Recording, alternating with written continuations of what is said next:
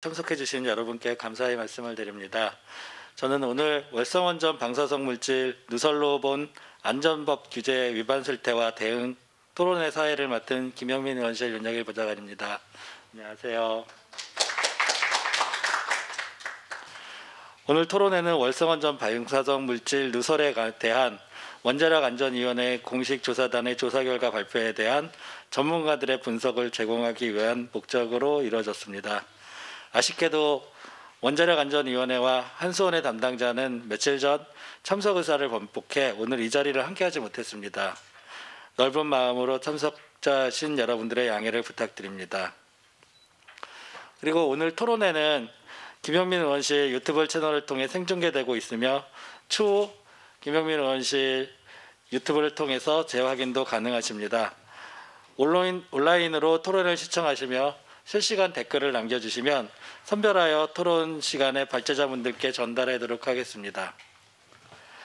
그럼 오늘 발표와 토론으로 설명해 주실 전문가분들과 내빈 소개가 있겠습니다.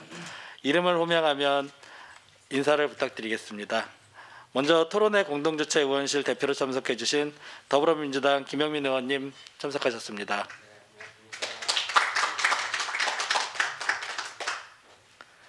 월성 1호기 설계에 참여하시고 오늘 방사성 물질 누설 결과 분석 내용을 발표해 주실 원자력 안전과 미래 이정윤 대표님 참석하셨습니다. 다음으로 방사성 물질 누설의 지하수 오염 주제로 발표해 주실 카톨릭 관동대학교 토목공학과 박창근 교수님 참석하셨습니다. 월성 1호기 수명 연장 위법 관련을 끌어내실 탈핵 법률가 모임 해바라기 대표 김용희 변호사님 참석하셨습니다. 그리고 오늘 토론회 자장을 맡아주실 전주대학교 행정학과 임성준 교수님 참석하셨습니다.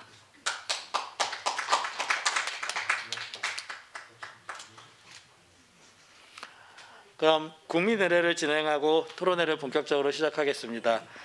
애국가는 시간 관계상 생략하고 국기한다는 경례만 진행하도록 하겠습니다. 모두 화면에 태극기를 바라봐 주시면 감사하겠습니다. 국회에 대한 경례. 다음으로 먼저 사진 촬영을 하고 토론회를 시작하기로 하겠습니다. 네, 감사합니다. 그럼 본격적으로 토론회를 시작하겠습니다. 이번 토론회를 공동 주최하신 더불어민주당 김영민 의원님의 개회사 낭독이 있겠습니다.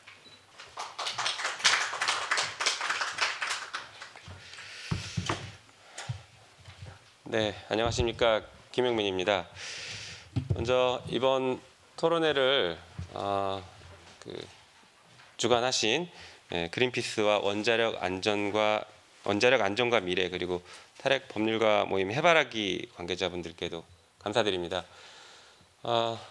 좀 충격적인 일이었죠. 그동안 쉬쉬해서 잘 몰랐던 일이었는데 월성원전에서 이렇게 오염수들이 누설되고 있어서 그 경주 지역의 주민들의 안전과 생명, 신체 등에 대한 위험도 굉장히 높아졌다는 것을 이제 알았지만 더 심각한 것은 이게 우리 모든 국민들에게도 해당될 수 있다는 것입니다. 비단 월성원전만의 문제가 아니라 다른 원전들에도 공통된 문제일 수 있다는 것이죠. 왜냐하면 구조적인 문제들이기 때문입니다. 아시는 것처럼 이번 문제는 월성원전이 안전하지 않다라는 것을 분명하게 인식시켜줬고 안전하지 않은 것에 대해서 알리지 않고 숨겨왔다라는 것을 또 분명하게 보여주는 사건입니다. 사실 제가 그동안 권력기관 개혁 작업들을 많이 했습니다. 아시는 것처럼 검찰개혁과 언론개혁 등등 권력기관 개혁 작업들을 했는데 권력기관 개혁 작업을 하면서 느꼈던 답답함과 무력감 혹은 권력기관들의 특징들이 이 사건에서도 동일하게 반복되고 있습니다. 네.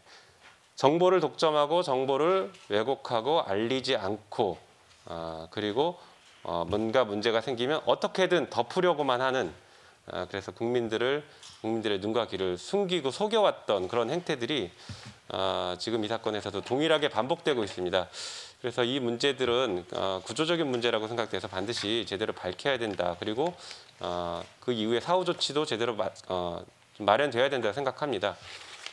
오늘 토론회에서 다양한 말씀들이 나오고 그다음에 해결책들도 나올 것 같은데 제가 바라보는 관점에서는 외부 통제를 반드시 거쳐야 된다라는 것과 그리고 정보를 신속하게 문제가 생긴 정보를 신속하게 공개할 수 있는 시스템을 만들어야 된다라는 것들이 좀 갖춰져야 될 우리 제도 개혁의 중요한 방향이지 않을까 싶습니다. 그 원전의 안전성에 문제가 생겼을 때 이것을 쉬쉬하면서 소위 원전론자들이라고 불리는 이분들이 이것을 공개하지 않고 쉬쉬하면서 여러 가지 이유들을 내세웠을 것입니다. 원전의 필요성도 내세웠을 것이고 경제성도 내세웠을 것인데 원전은 무엇보다 중요한 게 안전성이라고 생각합니다. 월성원전의 조기 폐쇄 등과 관련해서 경제성을 조작했다라고 지금 검찰이 수사를 하고 기소까지 하고 있는 마당에 지금 보니까 안전성을 조작한 것 아닐까라는 매우 강력한 의심이 듭니다. 그래서 이 문제에 대해서는 국회에서도 보다 심도 깊은 논의가 이어져야 될 거고 후속 조치도 필요하다고 생각합니다. 그 마지막으로 우리 시대의 스승이었던 리영희 선생님께서 하신 말씀으로 좀 마무리하고 싶습니다. 진실을 가장 많이 아는 국민이 가장 애국적이다라고 얘기했습니다. 그래서 진실을 숨길 게 아니라 진실을 공개함으로써 국민 모두가 참여해서 대안을 만들어내는 그런 사회를 만들어야 된다고 생각합니다. 다시 한번 토론회 축하드리고 주관해 주신 분들께 감사의 인사드립니다. 고맙습니다. 네, 그럼 이제 토론회 본식을 본격적으로 진행하겠습니다. 토론회 맨 처음 발제자분이 이정윤 대표님이셨는데요. 박장훈 교수님께서 다음 일정이 있는 관계로 박장훈 교수님이 먼저 발제해 주시겠습니다. 양해해 주신 이정윤 대표님에게 감사 말씀드립니다. 네, 그럼 박장훈 교수님의 발제가 있겠습니다.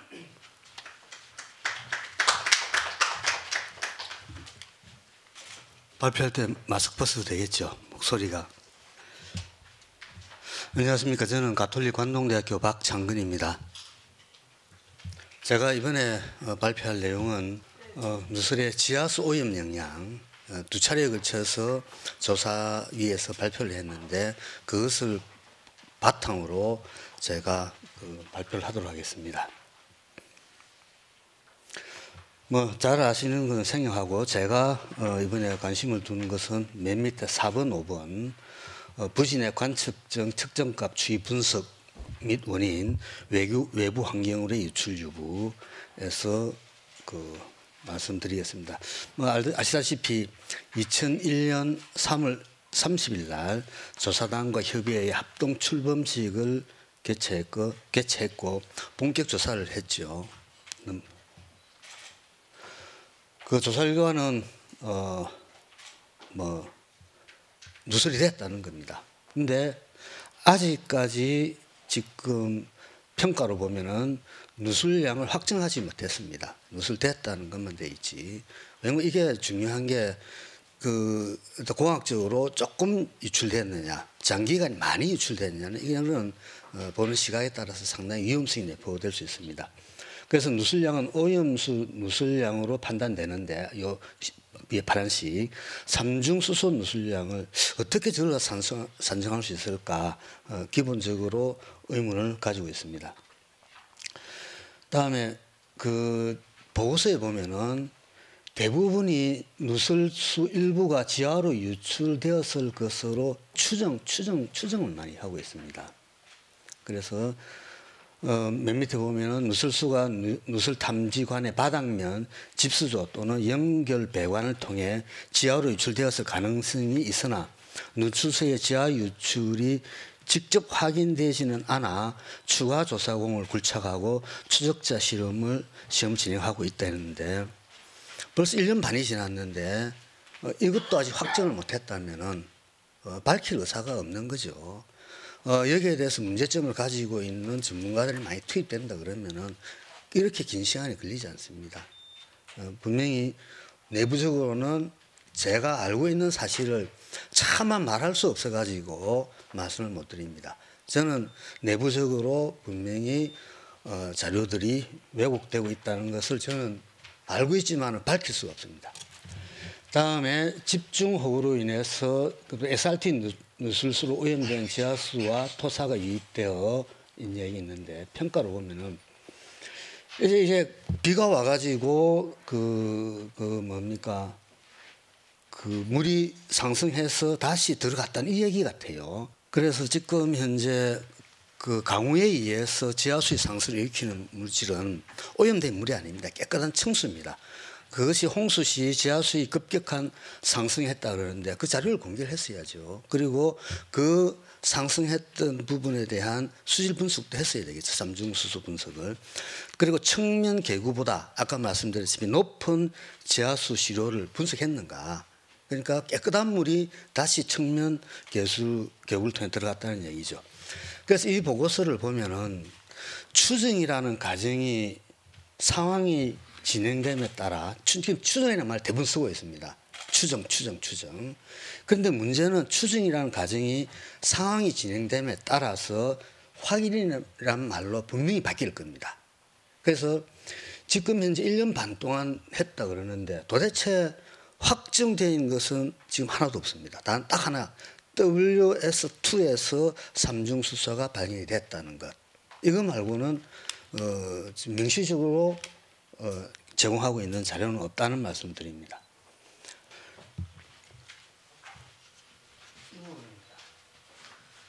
저 WS2에서 지금 관측이 됐다 그러거든요. 그리고 저쪽이 지금 제가 도면상으로는 아마 바다 반대 방향인 것 같아요. 제가 볼 때. 뭐 바다 반대 방향이든 뭐든 간에 이런 어떤 자료를 내려 그러면은 공학적으로 평가해 보면 제시해야 될 자료가 옹벽면의 지표면 표고 그다음에 지하수 흐름을 지금 분석했잖아요. 지하수 흐름이 오른쪽 왼쪽에서 옹벽 가운데 쪽으로 지금 집중되고 있죠. 그 분석을 이렇게 했는데 그 근거 그리고 지하수의 자료 이런 것들이 전혀 제공되지 않고 있습니다. 그리고 SRT에서 유출된 삼중수소가 WS2 관측정에서 발견된 이유에 대해서 전혀 이야기를 하고 있지 않습니다. 그리고 WS2가 바다 반대 방향으로 해석이 되는데 삼중수소가 지하수 흐름 반대 방향으로 흘러갈 수 있을까라는 의문도 우리가 제시할 수 있습니다. 그리고 또 지하수는 제가 경주 방패장 때도 아주 깊숙이 관여해가지고 쳐다봤는데 지하수는 비가 내리면 땅속으로 들어갔다 전부 바다로 흘러갑니다. 전부 다 바다로 흘러가는데 지금 거기에 대해서 얘기 전혀 없거든요. 그 지금 현재 바다 반대 방향으로 흘러가고 있고 바다 방향으로 안 가고 있다. 그리고 지하수 흐른다 그러면은 저 SRT 밑에 저 부분은 반대 방향으로 흘러가야 됩니다. 아니면 이쪽 반대 방향이 되든지 그와 같은 게 전혀 없다는 말씀드리고 그다음에 외부 환경 유출 여기도 보면은 뭐 외부 환경 유출 가능성에 대한 평가를 수행하고 있다. 그다음에 밑에 또 아주 의미심장한 얘기가 있습니다. 한수원과 면담들을 통하여 기존의 외부 환경 유출 여부 판단을 위한 방법론을 확인하고 제한성 등에 대한 수정 재평가를 권고하였으며 향후 조사 방향을 수립했다. 도대체 뭐 했는지 모르겠어요. 그동안에 아무것도 안 했다는 얘기예요. 그리고 이런 어떤 차대한 어떤 조사를 할 때는 이게 밀실에서 그들만의 리그로서는 밝혀질 수가 없습니다. 우리 사회가 아직도 밝힌 사례가 없습니다. 그래서 그동안 뭐 했느냐, 기존 조사 방법은 그럼 뭐 했느냐, 왜 그것이 잘못됐느냐, 그리고 유출 가능성 평가 방법을 뭐 제시했다 그러는데 뭐냐 그게, 그리고 한수원에 근거한 수정 재평가 내용이 구체적으로 뭐냐, 그리고 향후 조사 방향이 지금 어떻게 되고 있냐, 이것을 밝혀줘야 되는 거죠. 그에 대해서 다시 해서 핵심에 이 한 문장만 보더라도 지금까지 한 것은 하나도 없다는 것을 스스로 지금 인정하는 꼴이다. 저는 그렇게 판단합니다. 그리고 지하수를 통한 부지 외부의 유의미한 삼중수소 유출은 확인되지 않았다. 참 이거 유의미한 삼중수소 유출 이런 말을 이건 저 문학 하시는 분들 많이 쓰시는 건데 공학적으로 이런 말 쓰면 안 되거든요. 얼마가 유출됐는데 그것이 유의미하지 않다. 이렇게 놔줘야 되거든요. 그러니까 그거 그리고 그래서 밑에 유의미한 삼중주소 미확인에 대한 판단 근거가 뭐냐. 그리고 지하수는 고여 있는 물이 아니고 흘러갑니다. 그래서 지하수 흐름장을 통해서 계속 유출될 건데 그 양이 얼마냐는 거죠. 그리고 지하수 분포도를 그쪽 지역에 있는 살펴보면은 바다 유출은 당연합니다. 그리고 지하수 흐름장 해석을 제대로 했는지 아마 이런 연구 결과 이런 발표를 했다 그러면은 제 머릿속에는 지하수 흐름장마저도 잘못 해석했거나 아니면 해석하지 않았다라고 저는 판단을 합니다. 그다음에 최종 안전성 분석 보고서에서 보면은 지하수는 동쪽이나 바다 쪽으로 흘러간다고 되어 있습니다. 여러 군데 그런 점이 나오고 있습니다. 결론을 말씀드리겠습니다.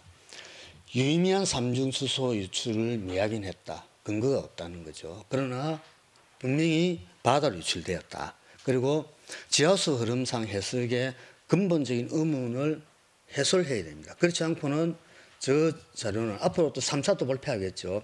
저 자료는 신뢰성을 상실할 겁니다. 이미 저는 신뢰성을 상실했다고 보고 있습니다.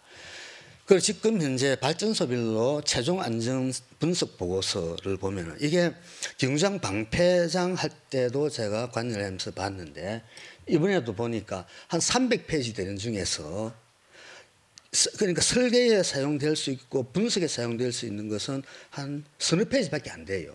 그 나머지는 교과서에 있는 것, 쓸데없는 것만 잔뜩 조사를 해놨다는 얘기죠. 그래서 그러다 보니까 이런 사고가 터지니까 그 다음에 어떻게 해결해야 될지를 우왕좌왕하는 거죠. 그래서 지하수 지질 관련 과학 범위와 내용을 전면 재수정해야 됩니다.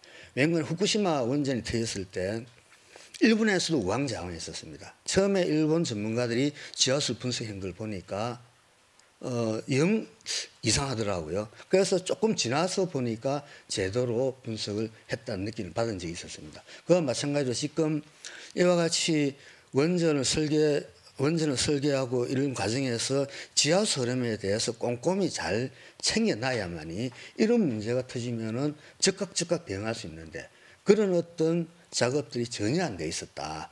그리고 이런 점에 대해서는 앞으로 우리 사회가 제대로 보고서가 작성될 수 있도록 쳐다봐야 될 문제다.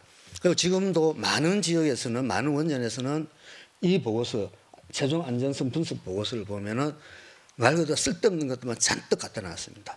지금이라도 원전 전반에 대해서 지하수 흐름장에 대한 평가를 다시 할 필요가 있다고 봅니다. 네, 이상입니다. 감사합니다. 박창현 교수님 발제하시느라 수고 많으셨습니다. 다시 한번 박수 부탁드립니다. 네, 다음은 원자력 안전과 미래 이정윤 대표님께서 발제를 진행해 주시겠습니다. 예, 원자력 안전과 미래 이정윤입니다. 어제 MBC 보도로 나온 사진 동영상 자료가 있는데 그 내용을 중심으로 오늘 일단 먼저 동영상 사진이 의미하는 내용에 대해서 제가 이제 개인적으로 판단하거나 보고 느낀 점을 전문가로서 먼저 말씀을 드리도록 하겠습니다. 일단 제일 첫 번째 사진은 월성 1호기 사용 해결로 저장조 굴착 현장에 벽체 관통 균열 추정되는 누설, 즉 수건으로 이렇게 닦아도 쭉쭉 계속 나왔거든요. 그것이 하루에 7리터로 추정되는 누설 사진을 보여주고 있는데 이것은 안에서 계속 지속적으로 이게 누설이 발생되고 있는 모습입니다. 그래서 이거는 명백하게 누설되는 현상으로 보이고요. 이것도 마찬가지로 벽체가 이제 지속적으로 누설이 발생되고 크랙이 명백하게 균열 현상으로 쭉 부식이 심화되는 콘크리트 부식 자체도 심화되는 그런 현상을 보고 계십니다. 이거는 1년에 한 선인데 이 자체가 이게 포인트 되는 거죠. 요게 라인이 쭉 이렇게 돼 있고 여기도 이렇게 돼 있는데 이게 조각이 된 겁니다. 이렇게 조각이 돼 가지고 에폭시가 깨져버린 거예요. 그런데 여기 이 틈은 뭐냐? 이게 저는 이제 좀 더 정확하게 현장에서 봐야 되겠습니다만 이것이 콘크리트까지 깨진 거 아니냐 이렇게 의심이 되는 거예요. 그래서 그런 현상들이 목격이 되었고 이거는 바닥에 있는 걸로 추정이 됩니다. 왜냐하면 이 부스러기가 뚝뚝 떨어져 있잖아요. 이 홈이 패인 것도 콘크리트 균열로 이제 의심이 되고 이런 부식이 에폭시가 이렇게 뚝뚝 떨어진 이 모습은 상당히 높은 방사선에 의해서 에폭시가 크랙이 나면서 부서졌다 이렇게 보입니다. 그리고 이제 바닥에 있는 이게 이제 프레임 그 사용 해결료 그 저장하는 프레임인데 이쪽이 연일 전부 다 이제 크랙이나 이건 다 새는 거로 보시면 됩니다. 이것도 이제 바닥에 이런 조각들이 흩어져 있고 이거는 얘 완전히 이쪽은 콘크리트가 아예 보이지 않습니까? 그래서 이 내용을 보면 전혀 관리가 안 돼 있다 이렇게 보시면 됩니다. 이것은 하루 이틀 사이에 이렇게 깨지는 내용이 아니거든요. 굉장히 오래전부터 이런 관리 부실 상태가 있었는데도 불구하고 이것이 그대로 관찰이 됐다는 것은 좀 심각합니다. 또 이거는 옆면 벽체에 이렇게 부풀어 오르나 떨어진 그런 모습을 보여주고 있습니다. 그래서 이렇게 부풀어 오르는 곰보처럼 막 벌어지는 것이 이제 에폭시 열화 현상의 하나인데 이런 것들은 상당히 관리가 잘 안 됐다 이렇게 보시면 되겠습니다. 마찬가지로 이런 것들이 전부 다 이제 그 콘크리트 사이로 누설이 진행될 수 있는 그런 부풀어 오름 현상입니다. 그걸 벌징이다 그러는데 이런 현상들은 이제 에폭시가 방사선 조사되면서 이게 벌징이 발생된 그 모습입니다. 전형적인 에폭시 열화 현상입니다. 여기는 아예 떨어져서 너덜너덜하지 않습니까? 이런 것들이 제대로 관리가 돼야 되는데 이거는 벌써 이제 이 상태가 됐다는 것은 누설이 진행이 된다라고 판단하시면 됩니다. 그래서 바닥 상황에 대해서 이런 심각한 문제가 있는데 이런 것들이 지금 어떻게 보수가 되고 그 균열 정도가 실질적으로 가서 보면 눈으로 확인할 수가 있거든요.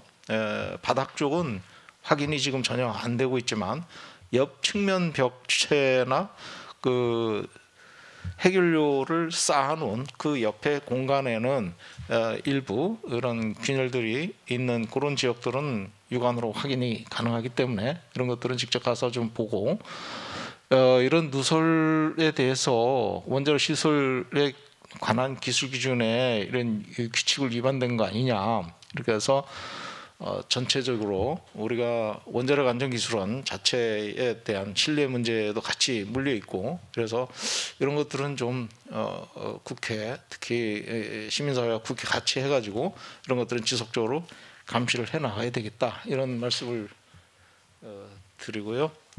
오늘 이제 여기에 대해서는 혹시 질문이 있으신가요? 어떻게 질문 받고 그냥 넘어가겠습니다. 이게 월성 저장조인데요. 이게 잔뜩 쌓여 있으니까 이 바닥을 육안으로 확인할 수도 없습니다. 균열이 생기는지 안 생기는지.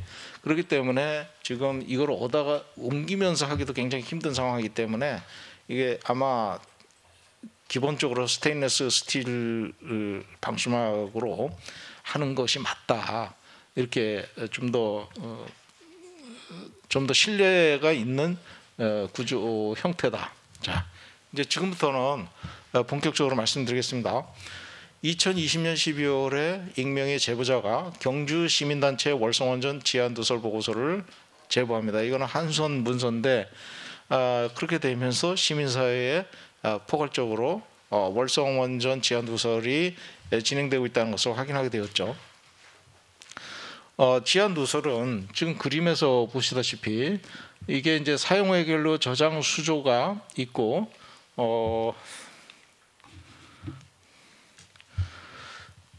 이쪽이 파손 부위인데 후쿠시마 후속 조치로 설치된 경락 건물 여가 배기 설비가 설치되면서 파일을 박다가 이 차수막이 손상이 됐어요. 차수막이라는 것은 저장 수주에서 물이 누설이 돼가지고 바닥에 떨어진 거를 유공관을 통해서 바깥으로 끄집어내기 위한 그 걸름막이 아니라 플라스틱 막인데 그 자체가 제대로 연결이 안 된 그 상태이고 또 여기서 파일로 박아가지고 여기서 훼손이 됐다 이렇게 이제 나중에 확인됐죠. 2호기 거를 보다가 확인이 됐는데 규제 검사원이 이 문제를 지적을 했었습니다. 그래서 이 차수막은 바닥에 있는 이 차수막은 조사팀에서 지금 요 상태가 어떤 건지 좀 확인하자. 그래가지고 파고 들어가면서 요 차수막이 나오면 알려달라. 이렇게 가서 직접 조사단이 가서 육안으로 확인하겠다 이렇게 했는데 한수원이 이거를 제거를 해버렸어요. 그래가지고 조사팀이 이걸 확인을 못하게 됐습니다. 그래서 그 다음에 다음 조치는 거의 이루어지지 않고 있다. 삼중수소 농도 현황은 폐수지 저장 탱크 SRT, 스펜피어 베이 사용 해결 저장조, 그다음 사용 해결 저장조가 사실상 엄밀히 보면 세 개입니다. 디스차지 베이, 리셉션 베이, 스토리지 베이 이렇게 세 가지가 있기 때문에 이 통틀어서 사용 해결 저장조라고 보시면 되겠습니다. 정확한 용어는. 그다음에 액체 폐기물 탱크 이런 것들이 주요 삼중수소가 지하로 오염을 시키는 주요 소스라고 보시면 될 것 같습니다. 그다음에 이제 이거는 제보된 보고서에 들어가 있는 내용입니다. 1호기나 2호기나 시료 채취 위치 삼중수소 감마핵종 이렇게 불컴출했는데 이 데이터는 2019년, 2020년 1년치예요. 1년치. 포인트가 안 되는데 혹시 포인터 좀 있나요? 없나요? 제가 좀 포인터가 잘 안 돼서 어쨌든 1호기, 2호기 다 그렇고 3, 4호기도 마찬가지예요. 2019년, 2020년 이 데이터만 지금 가지고 얘기를 하고 있는데 사실 10년 전부터 또는 1900년대부터 1990년대부터 쭉 데이터가 저는 있다라고 생각을 합니다. 한수원에 자료가 있는데 실제 내부 보고서도 요거 가지고 얘기를 하고 있고 에폭시 방수막 보수한 것조차도 보고서에 보면 2019년, 20년 그죠? 1호기, 2호기는 2019년, 20년 이렇게 데이터를 가지고 주로 얘기를 하고 있고요. 3, 4호기도 2010년, 11년 수용조 리셉션 베이라고 하는 4호기에 일부 수리했다 이렇게 얘기를 하고 있습니다. 저장조도 수리했고 1차, 2차, 3차 이렇게 4호기에 수리했다 그러지만 1호기는 1990년대부터 누설돼가지고 정비를 한 1997년 데이터도 있고 그런데 실제로 그런 데이터는 거의 나타나지 않고 조사단에서 조사한 1차, 2차 보고서에도 굉장히 누설된 양이 굉장히 많을 텐데 과거부터 그 사례들을 실제로 정리를 하지 못하고 있어서 누설을 의도적으로 좀 줄이려고 그런 거 아니냐 이런 생각이 좀 들고요. 월성 1호기 사용해결료 저장조 누설이 지금 이 사건이 2012년 6월에 CFVS라고 하는 여가배기 경남용기 여가배기 설비를 설치 시공하면서 파일이 차수막을 뚫고 가지고 바닥으로 더 오염수가 진행된 거 아니냐 이런 얘기가 있는 것입니다. 그거를 2018년 8월에 킨스 검사원이 확인을 하고 지적서를 발행을 하게 됩니다. 그래서 2018년에 원자력안전위원회 지역사무소 보고하고 19년에 민간환경감시기구에 설명을 하고 20년 12월 그러니까 그 다음에 12월이죠. 익명의 제보자가 이거를 제보하게 되면서 알려지게 됐습니다. 2021년 2월에는 킨스가 직접 누설이 아닌 상황이다 이렇게 보도자료를 배포를 하게 됩니다. 그 당시 2019년 3월에 킨스 내부 인사위원회에서 녹취 파일이 나왔어요. 그래서 규제검사원이 2018년 이전이죠. 그때 지적서를 발행하려고 그러니까 이게 사용 해결료, 저장료 누설이 많다. 이거 어떻게든 조치를 해라. 이렇게 특히 차수막이 손상된 그 파일 작업 그거를 이제 조치를 하려고 했더니 좀 조치하기가 복잡해서 그런지 내부적으로 문제 제시하니까 조직에서는 그 문제 나가면 시끄러워질 거 뻔하니까 지적사항 내는 거 못하게 해요. 인사위원회에서 직접 규제검사원이 이 얘기를 합니다. 자기가 판단할 땐 파란 글씨 지금 월성 사이트 지하수에 울타리 안에 있는 지하수의 삼중수 농도가 굉장히 높아요. 그 높은 게 뭐냐면 개통수가 나오지 않는 한 그렇게 높아질 수가 없는 상태로 지금 높아요. 환경으로 세고 있다는 것처럼 저는 판단이 돼요. 그거 문제 제시하니까 조직에서는 그 문제 나가면 시끄러워질 거 뻔하니까 지적사항 내는 거 못하게 해요. 이렇게 해가지고 인사위원회에서 실제 규제검사원이 이 택시죠.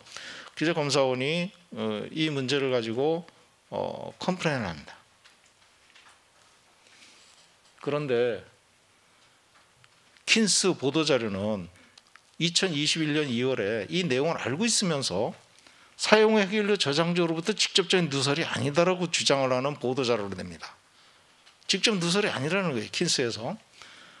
그리고 사용 해결료 건전성이 유지되고 있다라고 자신 있게 얘기를 합니다. 그리고 넘어가려고 그랬던 것 같아요. 이거는 기자기관 명백한 거짓말입니다. 사실이 아닌 내용이죠. 그래서 민간조사단을 요구하는 시민사회의 목소리가 굉장히 커졌고 그로 인해서 이제 민간조사단이 결국 구성이 됩니다. 2021년 3월 30일 날 구성이 됐는데 이 두 가지 팀을 구성을 했어요. 삼중수 민간조사단이 있고 이건 전문가 조사단입니다. 그다음에 현안소통협의회라고 각계 의견을 반영해서 모니터링하고 제도 개선안을 마련하는 이런 두 개의 구성을 합니다. 그런데 지금까지 이분들이 시민사회나 이런 데 직접적인 조사 결과를 기자회견하고 설명해야 한 게 한 번도 없습니다. 무슨 소통이냐. 우리는 이거는 소통이 아니라는 거죠. 그럼 원한이가 소통협의회를 만들어서 지역 간에만 소통을 하는 걸로 이제 얘기를 한 건데 실제 이 문제는 전국적인 관심 사항이거든요. 사실 시민사회 전체에 알려야 될 사항인데 그럼 원한이가 소통을 안 한 것이냐. 우리는 이런 의심이 가는 거죠. 1차 중간 발표에서는 2021년 9월은 결국 방사성이 지하수로 누설된 것을 인정을 했어요. 누설된 것을 인정을 했습니다. 하지만 바깥으로 나가지 않았을 것이다. 이제 그거를 조사를 하겠다 이렇게 한 거죠. 그래서 줄줄 샜지만 차수막이 손상된 것을 확인하고 이게 문제가 된 거죠. 그런데 9월에 이제 보고서가 나오고 9월 달에 차수막 훼손된 걸 확인하고 유국희 원안위원장이 그 다음에 1월에 이 차수막 훼손 자체를 문제시하면서 특수 사법 경찰 특사경을 투입해서 수사 의뢰하겠다 이렇게 얘기를 했거든요. 이 결과 아직까지 뭐가 어떻게 되는지 오리무중입니다. 그냥 이렇게 얘기하고 끝난 거예요. 그냥 사실 수사하고 있는지 안 하는지도 모르고 얼마나 진척되는지도 모르고 중간 뭐 어떻게 하고 있다 전혀 모르고 있습니다. 오히려 베일을 가리고 있다. 원한이가. 그 2차 조사 결과입니다. 결론은 버킹엄이에요. 누설은 됐는데 이것이 부지 외부로 나가지 않은 것은 나갔는지 안 나갔는지 확인이 안 된다는 거예요. 그래서 계속 조사만 하겠다는 겁니다. 계속. 네? 자, 보세요. 아까 박창근 교수님 얘기하셨지만 이 파란 점선이 바다로 흘러가는 지하수 유로예요. 지하수 유로 파란 게 포인트가 안 돼서 그러는데 쭉 유로고 바다로 다 흘러가고 있어요. 왜 그러냐면 여기 밑에 보시면 지하수 유로 높이가 해수면보다 높습니다. 그죠? 해수면보다 높아요. 이로기 쪽이 제일 높아서 지하수 수위가 바다로 쪼르륵 나갈 수밖에 없게 돼 있는 거예요. 바다로. 그러면 여기서 오염된 것이 바다로 나갈 수밖에 없다. 이것만 봐도 그런데 원한이는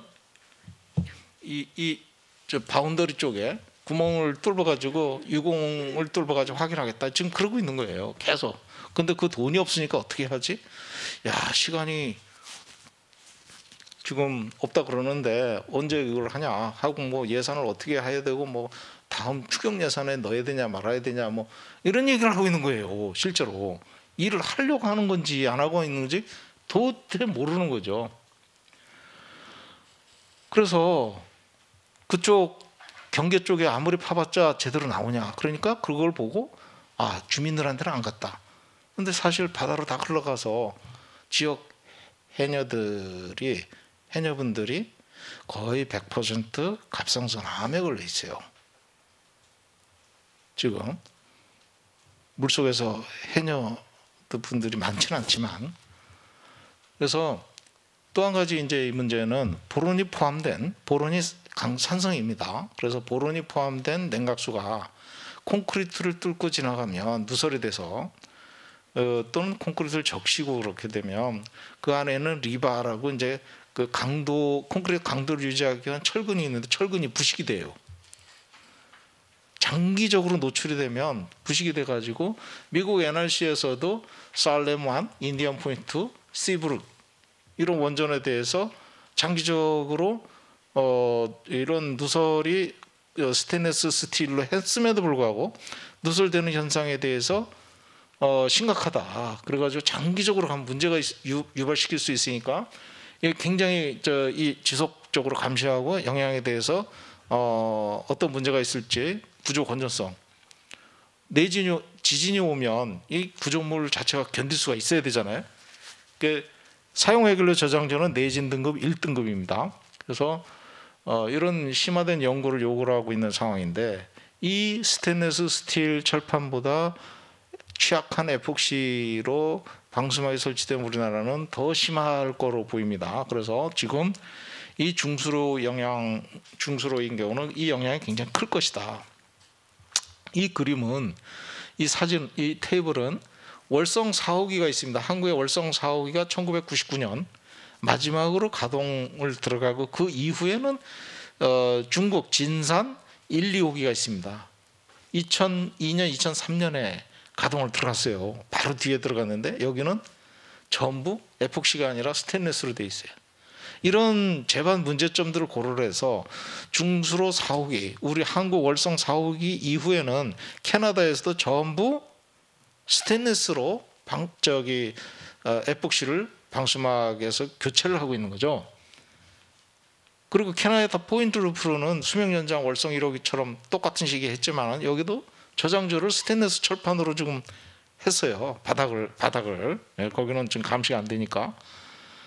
그리고 이제 루마니아 2호기는 2007년에 가동을 들었는데 여기도 스테인리스 철판으로 처음 시공할 때는 에폭시를 갈라다가 나중에 건설 끝날 때는 스테인리스로 바꿨습니다. 그럼 월성 1호기 수명이 종료된 2012년 이전에 2011년에 공사할 때 이런 현행 운전 경험을 반영해서 스테인리스로 했어야죠. 최소한 월성 1호기 정도는. 그것도 안 했기 때문에 월성 1호 수명 연장의 부실을 여기서 다시 한번 또 보여주고 있다. 그래서 방수막 재질은 그 에폭시 누설 또는 에폭시 방수막을 적용한 설계의 개념은 기본적으로 누설이 발생되거나 또는 누설이 발생되기 직전에 어떤 손상 상태가 확인이 되면 보수를 한다는 개념입니다. 이거는 스테인리스에서는 발생되지 않는 상황이죠. 그래서 지금 거기다가 바닥은 거의 확인하기 어려운 또는 관리하기 불가능한 상황이고 전반적으로 측벽만 일부 조사를 하고 수리 가능하지만 대부분 누설된 이후에 수리한 것으로 추정이 됩니다. 그래서 붕산이 포함된 저장도 냉각수 누설은 양의 크기와 상관없이 콘크리트 내부 철근을 손상시키기 때문에 장기적으로 저장조 건물의 구조적 건전성까지도 문제시될 가능성이 많다. 특히 수십 년간 저장조가 이렇게 누설이 진행됐던 월성 1호기 특히 지금 해결료 굉장히 많이 쌓여 있죠. 그쪽은 구조 건전성 자체도 해야 되는데 이런 것들은 조사 보고서에 어디에도 없습니다. 지하에 누설된 오염은 결국 지하를 오염시키기 때문에 이거는 우리가 통제를 할 수가 없어요. 그런데 원안위에서 어젠가 오늘인가 이게 뭐 얘기가 나온 것 같은데 지하로 누설되는 것은 기준치가 없다 이렇게 얘기합니다. 기준치가 없다는 건 누설되면 안 되는 거예요. 네? 그걸 원안위가 기준치가 없다고 그래요. 기준치가 없는 거는 누설되면 안 된다는 뜻인데, 그래서 월성 중수로는 2000년 이후부터는 스테인리스로 방수막을 다 변경을 했기 때문에 이런 운전 경험을 반영하지 못한 월성 1의 수명 연장 자체도 부실하다는 것을 다시 한번 보여주고 있고, 지금 현재 1호기부터 4호기까지 전부 스테인리스 철판으로 교체하는 것이 필요하다. 아까도 잠깐 말씀드린 적이 있습니다만 프랑스 원전이 58기 원전이 가동되고 있는데 그쪽 규제기관은 안전등급 배관 자체에 균열이 하나 발견이 되고 나서 그거를 확대 조사한다고 12개 원전을 한꺼번에 정지시켰어요. 그래가지고 대규모 수리를 지금 들어가고 있고, 그것이 확대되면 뭐 절반 원전까지도 다 이렇게 수리를 해야 되는 그런 상황으로 가고 있거든요. 자, 프랑스 규제기관의 결정하고 우리나라 규제기관의 결정을 보면 너무 나약하고 무력하다. 이거 왜 정지 못 시키냐는 거예요. 2.4기가와트밖에 안 돼요. 1년에 그 우리나라 전력 비중에 2% 3%밖에 안 되는 거예요. 이게 전력 예비율이 10% 15% 얼마든지 되고 있는데 이런 걸 가지고 왜 정지를 해서라도 빨리 조치를 해야 되는데 1년에 R&D 비용 5천억을 쓰는 회사가 이거 비용 얼마 들어간다고 이걸 못하고 있느냐. 저는 R&D에서는 5천억 깎아가지고라도 금방 할 수가 있는데 이걸 왜 안 하느냐. 이상한 거예요. 국민의 안전을 위한 안전이 아니고 사업자의 안전을 위한 안전 아니냐. 그래서 1, 2차 조사 결과에 대해서 의문점을 좀 요약을 해봤습니다. 저장조 수위가 내려가요. 수위가 이게 누설이 되면 그럼 보충수가 들어가지 않습니까? 그 실험만 하고 추정치도 없어요. 계산은. 이 누설량 미조사하고 있다. 네? 그게 어떻게 1년이 넘었는데 계산 결과도 없고 실험만 하고 있어요. 실험만. 차수막 훼손 사진은 보고서 자체에 아예 누락돼 있고 손상 누설 부위 사진 조사 내용도 없어요. 차수막 이거는 훼손된 거지 않습니까? 그 훼손된 차수막이라도 사진을 찍어야 되는데 그런 것도 없고 전부 사진으로 다 얘기를 하는 건데, 그 다음 조사단 자체가 대국민 설명회가 한 번도 없다. 계속 조사만 하고 있다. 국민은 답답하다. 전문가 조사팀이요, 조사한다고 현장에 상주하는 게 아니에요. 비상주에 비상주. 상주를 하면서 직접 조사를 하면서 한수원의 도움을 받는 것으로 해야지, 한수원한테 조사를 해와라, 데이터 가져와라, 누가 검증합니까? 그러니까 3자 독립성 자체가 의심시되는. 그리고 콘크리트 리바 부식 문제, 아까 내진 1등급이기 때문에 콘크리트 구조 건전성 문제 재평가 들어가야 된다. 그럼 특사경 했는데 차수막 손상에 대해서 오리무중입니다 아직까지. 그래서 독일 감시 사례를 잠깐 설명을 드리면, 저 조사단이 독립 전문기관이라고 보면 연방정부가 환경부고 그 지방정부 규제기관이 사실 지방정부입니다. 지방정부가 규제 권한을 갖고 있어요. 거기를 서포트하는 게 독립 전문기관이고 여긴 기술 집단입니다. 사업자, 운전자, 공급자, 제조자, 설계자, 사업자하고는 전혀 관련이 없어요. 여기는 실질적으로 지방정부하고만 관련을 하고, 검사 자체도 이렇게 현장에서 검사하는 것도 이 독립검사 기관을 활용을 해서 이렇게 합니다. 한손 보고 사업자 보고 검사 자료 갖고 와라 이런 거 안 합니다. 여기. 이게 독립성 문제 때문에 그렇게 한다는 거고, 그래서 결론적으로 말씀드리면 시민 감시가 굉장히 중요하다. 그 벽체 보론 부식 문제, 그 다음에 누설 지하수로 들어간 거, 그 누설 자체가 문제라는 거죠. 컨트롤이 통제가 안 되잖아요.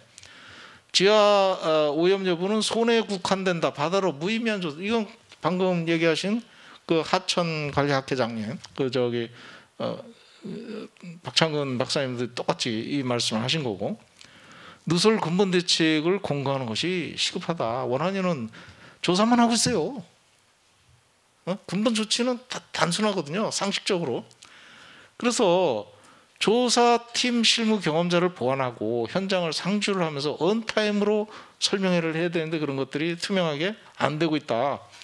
그 한수원 조사를 지시한다는 것이 객관성, 신뢰성에 어떤 의미가 있겠느냐. 일단 소통 자체는 파인딩하면서 바로바로 진실을 알리는 것이 가장 중요한 소통인데, 이런 것들은 나중에, 그 다음에 시민의 안전이 최우선인 규제 원칙이 가장 중요하다. 이렇게 오늘 이 말씀을 끝으로 말씀 마치겠습니다. 너무 길었나요? 네. 예, 이정현 대표님 수고하셨습니다. 감사합니다. 다음은 탈핵 법률가 모임 해바라기의 김용희 대표 변호사님 발제가 있겠습니다. 네, 안녕하세요.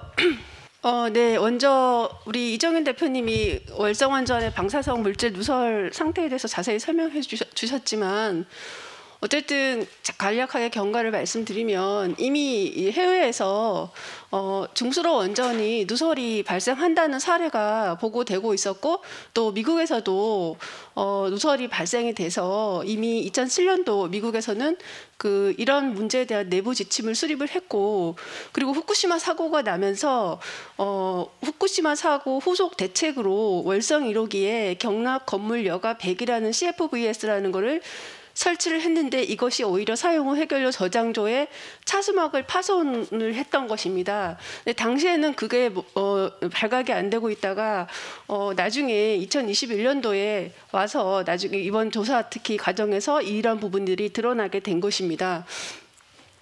그래서 아까 이정현 대표님도 말씀하셨지만 2018년도에서 한수원이 은밀하게 비공개로 이 부분에 대해서 차수막이 파손된 사실을 확인하고 원안위에 보고는 했으나, 우리 중요한 거는 국민들은 전혀 알지 못했습니다. 그런데 2019년도에 탈핵신문이 이 사형 해결료 저장 수저 차수막이 파손된 사실을 최초로 보도했고, 이후에 이 보도가 되고 나서 2020년도에 한수원이 월성 1호기에 대해서 지하수 방사성 물질이 오염된다는 내용의 보고서를 작성한 것을 제보로 인해서 시민사회가 이 보고서를 입수하고 보도가 되었습니다. 그러면서 시민사회에서 이게 조사를 하라 이렇게 요청을 해서 이 조사단, 민간 조사단하고 소통협의회가 출범을 했습니다. 그리고 이제 1차 조사, 2차 조사가 발표가 된 거죠. 그런데 이제 아까 이정희 대표님도 말씀하셨지만, 원전은 정기검사라는 걸 하는데, 오버홀이라고요. 정기검사 할 때마다 이제 보고서가 올라옵니다. 근데 그 부분에 대해서 월성 원전의 규제실에 있던 검사원, 이분이 실명으로 원자력 안전위원회 홈페이지에 자기 실명을 공개했습니다. 이희택이라고요. 그분이 이희택 박사님인데, 그분이 정기 검사 보고서에 이런 문제를 사실은 지적을 다 했습니다. 사용 후 레진 탱크라는 거는 방사성 물질을 흡착한 폐수지입니다. 폐수지를 모아놨기 때문에 원전의 1차 개통과 2차 개통에 나오는 방사성 물질을 다 흡착해서 모아놓은 거니까, 이게 굉장히 방사선 수치가 높고, 그런 걸 모아놓은 탱크에서 그 안에 있는 에폭시가 이제 열화가 되면서 벽체 균열을 통한 누수가 발생을 했다. 그리고 이것에 대한 방안을 강구해달라고 정기검사 보고서에 썼고, 이거는 월성 2호기입니다. 월성 2호기 보고서에 썼고, 물론 우리 시민사회에는 이게 알려지지 않았습니다. 왜냐하면 정기검사 보고서를 이렇게 이런 내용을 저희가 다 알려진 건 아니어서 당시에는 몰랐던 내용인데, 이분은 내부적으로 이런 거를 다 지적을 하고 있었던 겁니다. 그리고 제가 노란색으로 표시해놨지만, 사용 해결료 저장소나 개통수라는 건 결국은 이제 그 방사성 물질로 굉장히 오염됐을 수밖에 없는 물들인데 이것이 누설이 되어서 자연 환경으로 노출이 되고 있다는 게 확인이 시켜주고 있다. 이렇게 보고서에 정식으로 썼고, 그리고 밑에 다시 사용 후 레진 탱크, 그러니까 폐수지 탱크에서 이게 또 바닥 배수나 벽체를 통한 누설이 진행이 되고 있고, 이것이 누설수가 부진의 지하수 환경에 영향을 줄 가능성이 존재한다라고 정기검사 보고서에 지적을 했는데도 이런 부분이 보고는 되었으나 이제 반영이 되지 않고 이제 시정 조치가 안 된 걸로 저희는 보고 있습니다. 그리고 또 터빈 빌딩 배수조 사용 해결료 저장조 이런 부분이 계속 문제가 되고 있다고 쓰면서, 심지어 중간에 보시면 2010년 12월 당시에 월성 1발전소, 그러니까 월성 1, 2호기의 삼중수소 백그라운드보다 그러니까 이게 지금 2020년이거든요. 그러니까 지금은 훨씬, 그러니까 어느 정도 높냐면 월성 2발전소, 그러니까 3, 4호기 부지 지하수 삼중수소 농도가 2010년에 비해서 무려 100배에서 10,000배 정도 높아진 수준으로 확인된다라는 내용을 킨스 규제 현장에 있었던 규제 검사원이 검사 보고서에 다 기재를 했는데, 이런 사실이 당시에는 이게 알려지지 않았고, 이제 이번에 조사단이 조사하면서 이분이 지적했던 사실들이 대부분 사실로 지금 확인되고 있는데, 문제는 이런 내용들이 이제 우리 시민사회에 알려지지, 국민들에게 공개되지 않았던 거고요. 원전에서 어떤 방사성 물질 누설이나 아니면 원전에서 사고가 나거나 이랬을 때는 일정한 경우에 보고하고 국민들한테 공개하도록 하는 원자력안전위원회 고시가 있습니다. 그것이 바로 그 사건 보고 공개 규정인데, 이거는 지금 사건 사고나 이런 방사능 물질 누설이 있을 때 한수원 홈페이지에 규정에 의해서 공개하도록 되어 있는 홈페이지인데 전혀 보면은 공개하지 않았던 사실이 확인됩니다. 이거는 지금 이 누설이 있다고 지적이 정기 검사 보고서에서는 다 지적을 하였으나 국민들을 상대로 공개를 하지 않았던 사실이 홈페이지를 통해서 확인이 되고 있는 거고요. 이거는 이제 조사단에서 이번에 발표를 1차 조사 때 한 거죠. 이렇게 파손이 돼서 이제 누설이 됐다고 확인을 한 거고, 또 월성 145기 부지에 지금 이와 같이 굉장히 광범위하게 여기 있는 숫자들이 삼중수소의 최대 검출치를 의미합니다. 그래서 보면 여기저기서 이렇게 누설이 광범위하게 되고 있다는 걸 확인할 수 있는데, 이것이 이번에 조사단에서 발표한 내용입니다. 그리고 월성, 이것도 넘어가겠습니다. 그리고 이것도 이제 1차 조사 결과를 바탕으로 탈일신문에서 이제 재구성을 한 건데, 보시면 이런 식으로 1호기, 2호기, 3호기, 4호기가 있고, 3호기, 월성 3호기 터빈 건물 지하 배수로, 터빈 갤러리라는 게 말이 어려운데 갤러리가 지하 배수로를 의미한다고 합니다. 그래서 터빈 건물 지하 배수로에서 삼중수소가 무려 71만 3천 베크렐 이상이 나왔다. 그리고 이 빨간 점들이 매설 배관에서 보수가 되거나 누설이 되었던 부분들입니다. 그래서 이렇게 이 WS2라는 게 아까 박창원 교수님도 보여주셨던 그 그림에서 나오는 지점인데, 이 간 측정에서 지하수가 28,200 베크렐이 나왔다, 이런 부분들이고요. 그리고 1호기 옆에 있는 SFB는 사용 후 해결료 저장조인데, 여기서 삼중수소가 75만 베크렐, 세슘이 나왔다는 건 굉장히 중요한데 그 감마 핵종입니다. 이른바 감마 핵종이 검출이 되었다는 거고, 이것도 이번에 2차 조사 결과에서 발표한 내용이죠. 그래서 이렇게 누설이 됐다는 건데, 그러면 저희가 그래서 방사성 물질 누설에 대해서 이 지금 과거에 그럼 잘못한 부분들에 대해서 사실 공익검사를 신청했었습니다. 근데 공익검사 결과에서 대부분 기각을 했는데, 그중에서 이 월성원전 방사성 물질 누설에 대해서 문제점을 말씀을 드리면, 이거는 저희 2022년 3월 달에 그린피스와 울산 환경연합이 월성 1호기 월성원전에서 방사성 물질이 이렇게 광범위하게 그리고 장기간에 걸쳐서 누설된 것에 대해서 왜 원자력 안전위원회와 킨스는 원자력 안전 기술원이 제대로 감독하고 규제하지 못했는가, 또 한수원은 제대로 보고하지 않았는가, 이 점에 대해서 공익감사 청구를 했는데 그 결과는 기각이었습니다. 그 중에서 이제 방사성 물질 누설과 관련해서 결정 다 이제 저희는 부당하다고 보는데, 그 중에서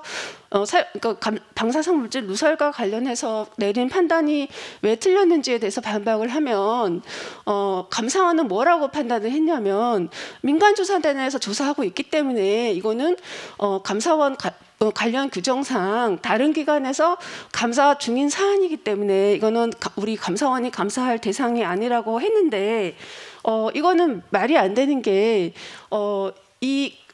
지금 현재 월성원전 민간조사단은 감사원법에서 말하는 다른 기관에서 감사하고 있는 사항이 아닙니다. 왜냐하면 민간조사단이니까요. 민간조사단이고 이 규정에 의해서 예외로 감사 대상으로 삼을 수 없는 다른 기관에 의한 감사가 아닙니다. 그리고 또 중요한 거는 월성원전의 지금 현재 조사 대상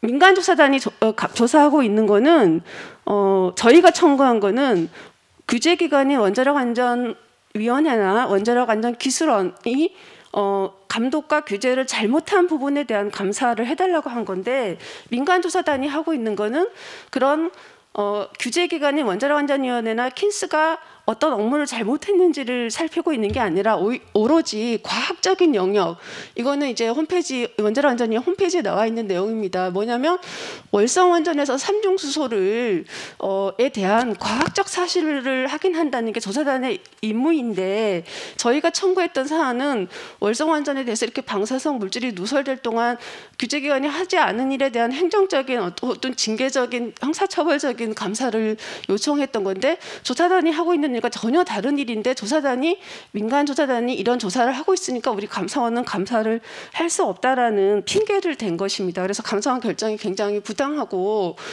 또 하나는 이 사실은 아까 우리 김용민 의원도 잠시 지적했지만, 이런 일이 벌어질 동안 왜 우리 국민들을 몰랐느냐, 왜 원전 안에 일어나고 있는 국민의 안전을 위협하는 일에 대해서 우리 시민들은 왜 모르고 있었냐, 이게 굉장히 큰 문제인데, 이 부분은 제가 평가하기에는 규정 위반입니다. 근데 감사원은 규정 위반이 아니라고 판단했습니다. 그 근거는 감사원이 든 핑계는 원자력안전위원회의 변명을 그대로 받아준 것입니다. 원자력안전위원회는 뭐라고 했냐면, 이게 원자력계의 공통된 변명인데 방사성 물질이 부지 안에서만 누설이 되면 이거는 환경으로의 누설이 아니기 때문에 보고 공개 대상이 아니라고 지금 주장하고 있습니다.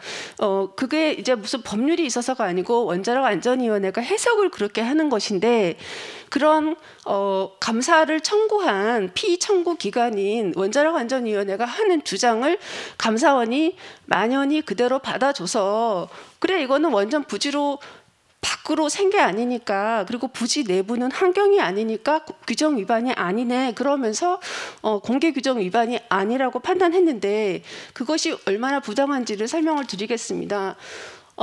이 사고나 고장이 발생 시 보고하게 돼 있는 규정은 우선 누설은 뭐냐면 어쨌든 의도하지 않게 이렇게 시설 외부로 나간 거를 말합니다. 이 시설은 원전 건물이나 뭐 어떤 그런 걸 직접 얘기하는 거죠. 부지가 아니라요. 누설이고, 방출은 누설과 배출을 총칭합니다. 그리고 이 어떤 걸 보고해야 되냐면은 이게 중요한데, 이 규정이 뭐라고 돼 있냐면, 배수구, 배기구 이외의 곳에서 방사성 물질이 환경으로 방출이 확인되면 이거는 반드시 보고하고 공개해야 되는 사건에 해당이 됩니다. 그러면 이번에 지금 아까 앞에서 그림에서 쭉 보셨지만 원전 부지 안에 여기저기 누설이 확인되었고, 터빈 지하 배수로에서 71만 베크렐이 확인되고, 관측정에서 2만 몇천 베크렐 이상이 확인이 되었는데, 이거를 왜 보고하고 공개하지 않았느냐?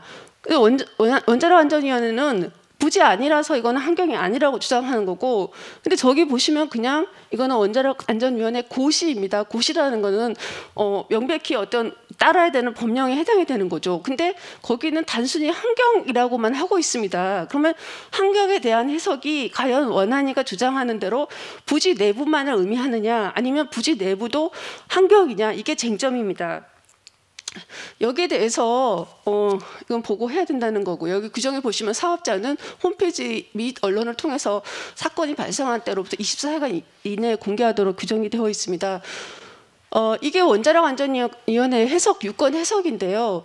원자력 안전위원회가 자체적으로 해석하고 있는 그 해설서가 있습니다. 여기에다가 뭐라고 해놨냐면, 환경이란 발전소, 그러니까 원전의 관리를 벗어나는 외부 구역이다, 그렇게 얘기하면서, 근데 또 좀 웃긴 게 외부 구역이라고 해놓고 이제 방사성 물질이 고체, 액체일 때는 보존구역 외부가 환경이지만 기체의 경우는 방출되면 무조건 환경 방출이다라고 해서 굉장히 좀 규정의 해석에 대해서 자의적으로 하고 있는 걸 알 수 있습니다. 그래서 원안위가 환경을 이렇게 원전의 보존구역, 또 쉽게 말씀드리면 그냥 부지 밖으로만 제한해서 해석하는 거는 굉장히 위헌적이고 위법한 해석이라는 건데, 그 근거에 대해서 말씀드리면, 환경에 대해서 우리나라 법체계상 가장 일반적이고 상위적인 규정은 환경정책기본법입니다. 여기 보시면 환경을 뭐 원전 부지 내로 제한한다 만다 이런 얘기는 전혀 없고, 이렇게 환경에 대한 일반적인 규정이 있기 때문에 이 규정에 의해서 해석을 해야 되는 것이고, 그리고 아까도 말씀드렸다시피 원자력 안전위원회가 환경을 고체, 액체하고 기체를 나누어서 해석하는 것은 이렇게 자의적으로 해석하는 경우는 없습니다. 그렇기 때문에 만약에 법원에 재판으로 갔을 때는 도저히 받아들일 수 없는 자의적인 주장이라고 하겠습니다. 그리고 원안이 스스로 작성한 고시, 그러니까 앞에 부분은 이거는 그냥 해석이거든요. 여기서 보시면 아까 이제 원안위가 환경을 부지 내로 해석하는 거는 그냥 아무 구속력이 없는 해석에 불과한 거고, 이 고시는 법적인 효력이 있는데, 이 법적인 효력이 있는 고시에서 환경에 부지를 명백히 포함하고 있습니다. 방사선 환경영향 작성 고시에서 그렇게 명백히 환경에는 부지를 포함하고 있는 걸 알 수가 있고요. 예, 여기 보시면 환경의 현황에 부지 현황이 포함되고 있습니다. 그래서 원안이 해석이 틀렸다는 걸 말씀드리는 거고, 결국은 그동안 이런 일이 있었는데도 불구하고 알리지 않았다는 거는 규정 위반에 명백히 해당을 합니다. 그래서 이런 부분에 대해서 책임을 분명히 추궁을 해야 된다고 생각합니다.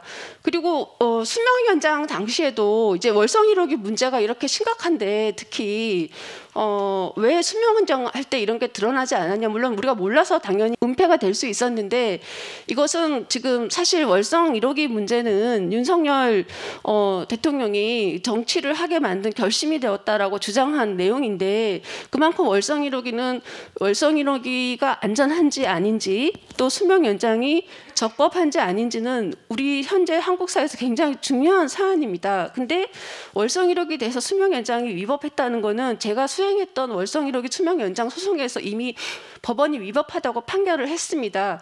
근데 제가 소송 당시에 전혀 몰랐던 게 사용 후 해결료 저장도가 이렇게 안전하지 않다는 게 드러나지 않아서 전혀 소송으로 다루지 못했지만, 지금 와서 봤을 때 이거는 또 다른 명백한 위법이라는 걸 제가 설명을 드리겠습니다. 왜냐하면은 수명 연장을 할 때 당연히 이 사용 후 해결료 저장조의 안전성은 평가 대상에 속합니다. 그래서 만약에 사용 후 해결료 저장조 구조물이 안전하지 않다면 법령에 의한, 그러니까 원자력 안전법에 의해서 최신 운전 경험과 기술 기준을 적용해서 이걸 안전하게 바꿔야 되는데, 사용 후 해결료 저장조를 굉장히 문제가 많은 거를 그대로 쓰게 했기 때문에 이거는 또 다른 수명 연장의 위법 사유인 것입니다. 그래서 월성 1호기 수명 연장 당시에 사용 후 해결료 저장 건물뿐만 아니라 사용 후 해결료 저장조 안에 그 수영장 페인트처럼 칠해져 있는 방수 페인트,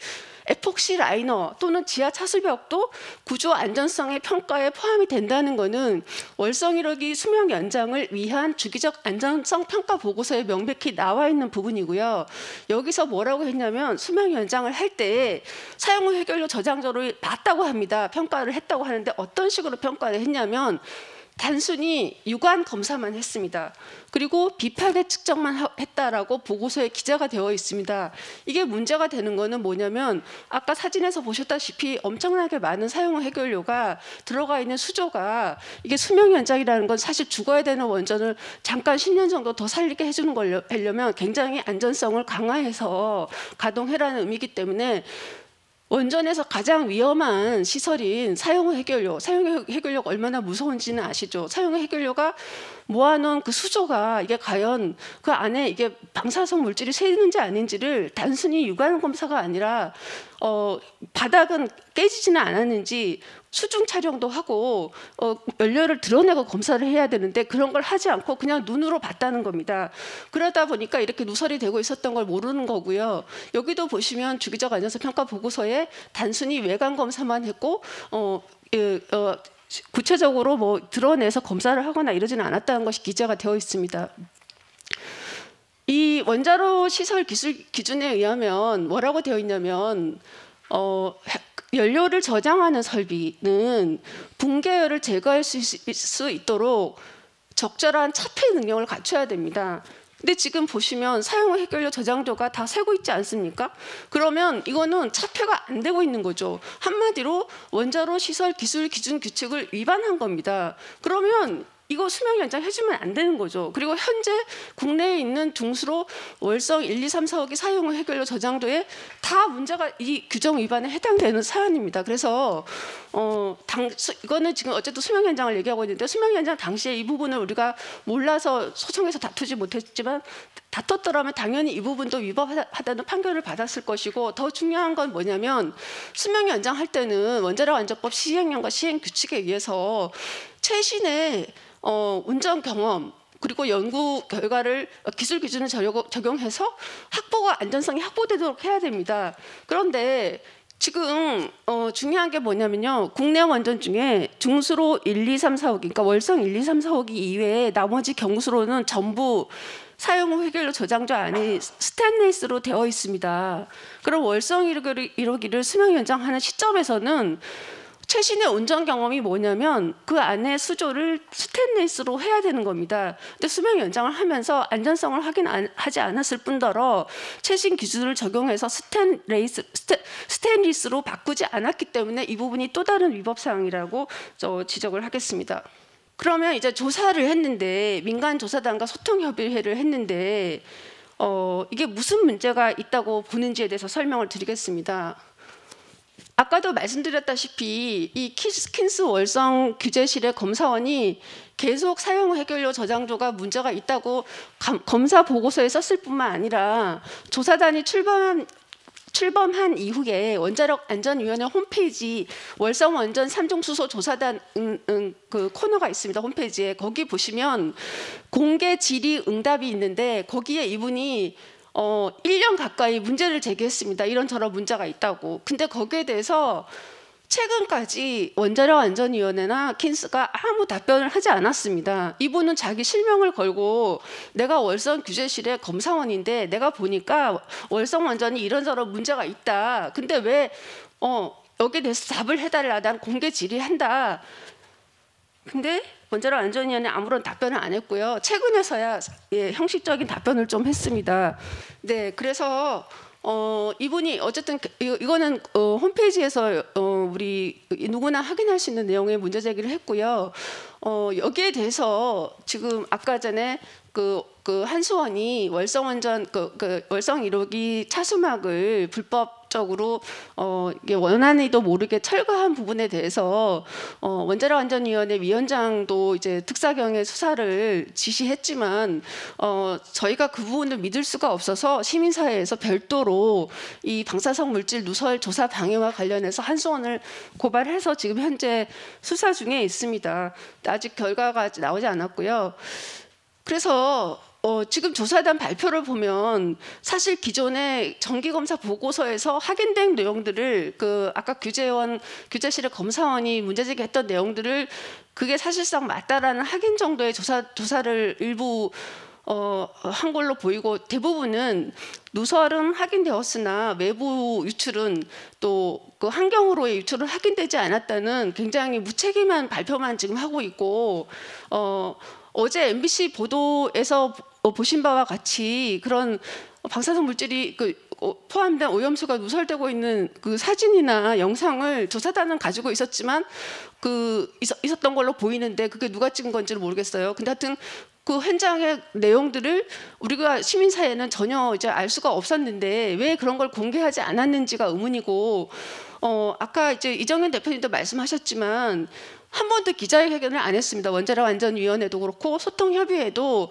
원래 소통협의회는 역할이 시민사회하고 소통하고 우리한테 정보를 공개하라고 있는 협의회인데 한 번도 기자회견을 하지 않고 기자들 질문도 안 받고 시민들하고 한 번도 면담도 하지도 않았습니다. 그러니까 토론회 같은 거요. 그래서 보도자료만 배포했는데 이게 무슨 소통이냐, 문제를 지적하지 않을 수 없습니다.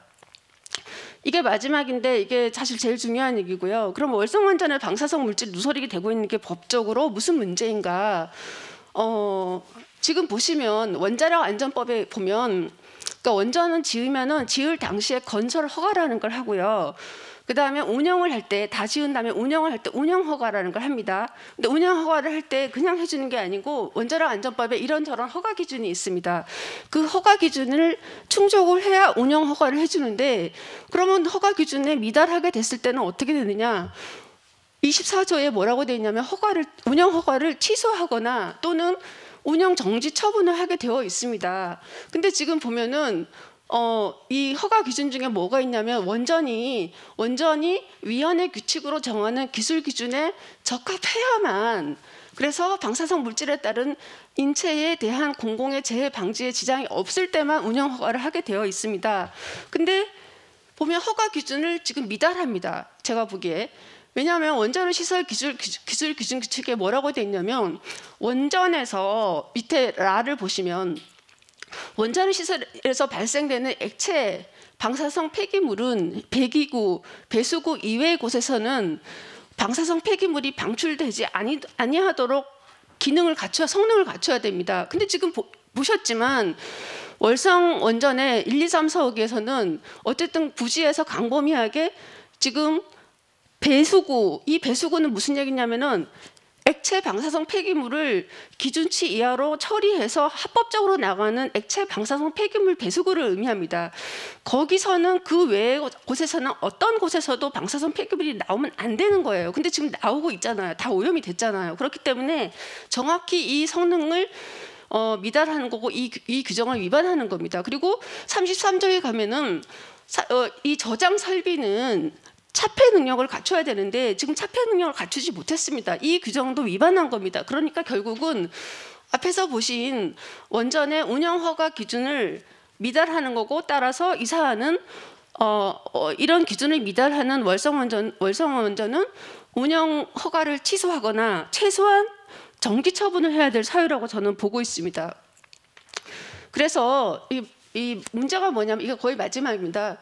아까 김용민 의원도 잠깐 얘기하셨지만 이게 보고 공개를 제대로 안 하는 게 제일 문제거든요. 문제는 이게 지금 월성 원전만의 문제일까, 이 관점에서 여러분들은 보셔야 됩니다. 왜냐하면 사용 후 해결료 저장료뿐만 아니라 원전 안에서 도대체 안전과 관련해서 얼마나 허술하게 불법적으로 많은 위법이 일어나고 있는지 의심을 해야 되는 거고, 그런 관점에서 안에서 일어나고 있는 문제에 대해서 외부에 철저히 알려지는 게 필요한데, 현재 아까 보신 사고, 고장, 발생, 보고 공개 규정에는 공개하라고는 되어 있는데 이걸 안 했을 때 제재 규정이 없습니다. 그래서 이런 점에서 입법적인 개선이, 왜냐하면 공개를 안 해도 처벌을 안 받으니까 공개를 안 하는 거죠.